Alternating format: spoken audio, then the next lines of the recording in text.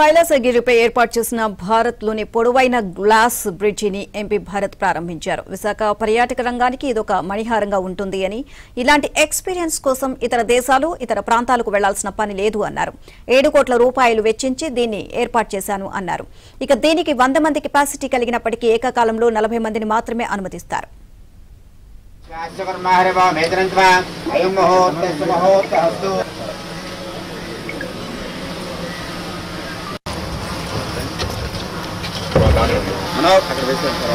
मनोवांचा अभिषाकफलसिद्धिर्मुहूर्ताद्येन सर्वदा मनोवांचा अभिषाकफलसिद्धिरस्तु।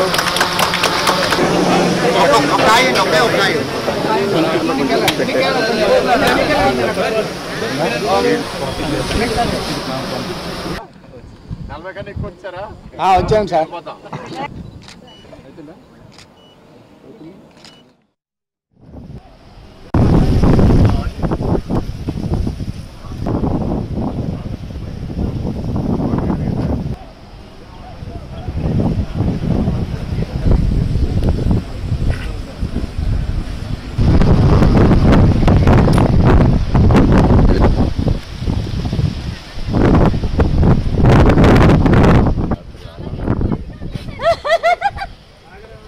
ఫాస్ట్ గా రండి.